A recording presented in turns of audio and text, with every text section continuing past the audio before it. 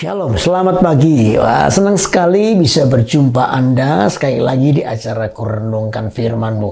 Mari kita mempersilahkan firman Allah berbicara di hati kita. Sebab hidup kita perlu firman Allah untuk menuntun kepada apa yang baik, apa yang benar, apa yang terus menyenangkan Tuhan. Karena itu mari kita merenungkan firman Tuhan. Kita berdoa dulu ya.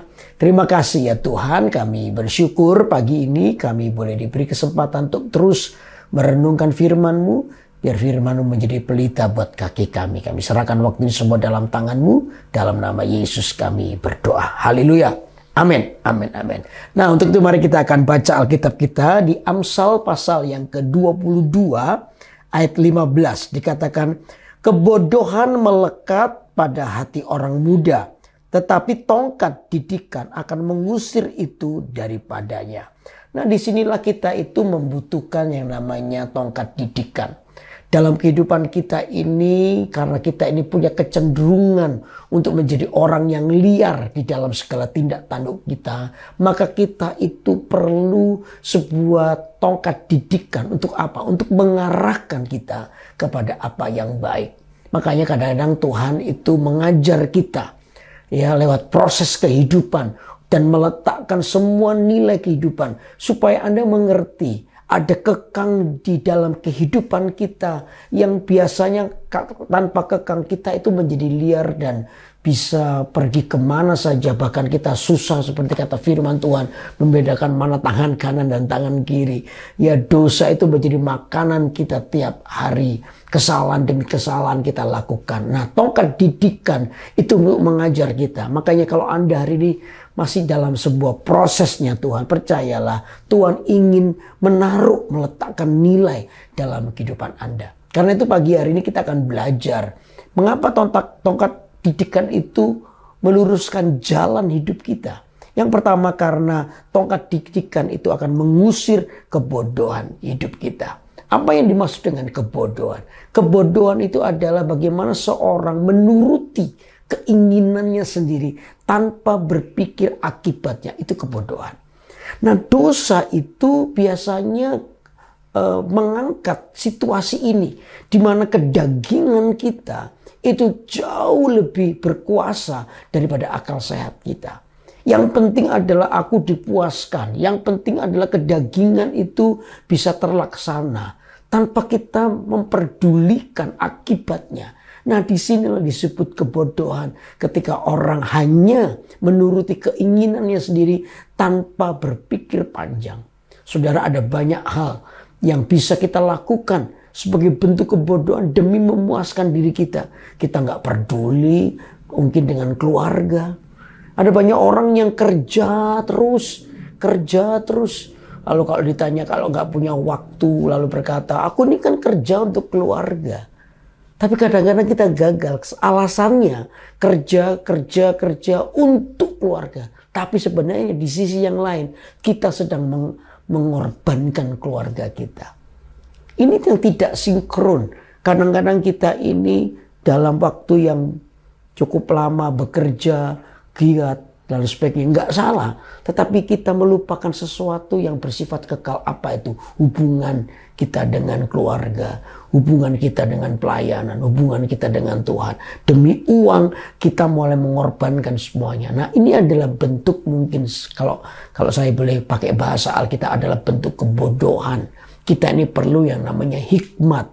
Kita itu perlu namanya tongkat didikan supaya kita tidak tinggal di situ. Kenapa? Orang yang berlaku bodoh adalah orang yang membiarkan kedagingannya menguasai hidupnya sehingga yang kekal yaitu tujuan Tuhan diganti dalam hidupnya dengan sesuatu yang bersifat sementara. Karena itu biar tongkat didikan itu meluruskan jalan kita supaya apa yang pertama mengusir kebodohan dari hidup kita. Lalu yang kedua apa? Bukan hanya mengkritik tapi juga membangun. Saudara, tongkat didikan itu ada dalam diri kita bukan hanya untuk mengkritik tetapi juga membangun. Apa yang Tuhan lakukan buat hidup kita itu membangun dari sisi kehidupan rohani hidup kita. Makanya waktu Tuhan bekerja dalam hidup kita, kalau ada lagi mengalami sesuatu yang menurut Anda itu kayaknya kok jahat ya, Tuhan itu kok kayaknya menghukum saya. Enggak juga. Perhatikan baik-baik. Kalau Tuhan sampai mengizinkan sesuatu yang tidak enak terjadi dalam hidupmu, tujuannya adalah apa? Supaya Anda diajar, supaya Anda dibangun kepada apa yang baik. Makanya itu begitu Anda mengalami proses, jangan terburu-buru untuk menyalahkan Tuhan atau menyalahkan situasi. Jangan-jangan lewat proses yang ada yang kita alami, Tuhan sedang membangun sesuatu buat hidup kita. Nah, disinilah disebut tongkat didikan, supaya kita ini dibangun sebuah nilai yang benar, yang baik. Percaya apa yang membuat kita itu jauh daripada Tuhan adalah ini karakter buruk kita. Karakter yang mau semaunya sendiri. Karakter yang tidak memperdulikan Tuhan. Nah, ini yang seringkali dikis habis oleh Tuhan dalam diri kita. Supaya Anda mengalami yang namanya pertumbuhan. Makanya itu kalau hari ini Anda punya masalah. Kalau Anda lagi mengalami proses. Belum tentu proses itu jahat. Jangan-jangan proses itu Tuhan izinkan terjadi dalam diri Anda untuk apa? Untuk membangun hidupmu. Karena itu bersyukur itu terus menjadi gaya hidup kita. Bersyukur itu artinya melihat kasih Tuhan dalam hidup kita itu jauh lebih besar daripada persoalan kita. Kalau orang bisa melihat kasih Tuhan dalam hidupnya jauh lebih besar daripada persoalannya, maka orang ini akan tetap kuat di dalam Tuhan. Orang ini pasti akan bisa belajar sesuatu dari Tuhan. Kehidupan rohaninya akan terus dibangun sehingga badai kehidupan apapun tidak akan pernah bisa menjatuhkan dia. Karena apa? Dia meletakkan Tuhan di atas persoalan pribadi. Amin. Lalu yang ketiga, tongkat didikan yang meluruskan jalan untuk apa? Supaya membuat kita bijaksana.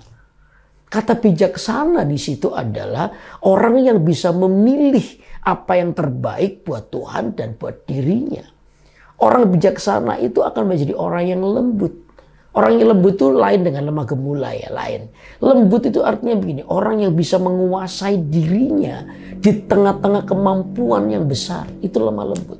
Anda bisa menguasai dirimu. Di tengah-tengah mungkin ketika Anda disakiti, di tengah-tengah Anda punya kemampuan untuk membalas. Anda punya kemampuan untuk lebih menjatuhkan orang lain daripada apa yang mereka lakukan terhadap kita. Tapi Anda memilih untuk tidak melakukannya. Itu artinya Anda sedang meninggalkan kebodohan. Anda sedang berjalan dalam tuntunan Tuhan. Alkitab berkata bahwa pembalasan itu haknya Tuhan. Izinkan tangan Tuhan yang membalas. Kalau Anda merasa diperlakukan tidak adil, merasa diperlakukan tidak adil, sepihak dan lain sebagainya, saudara, berilah pembalasan itu haknya Tuhan.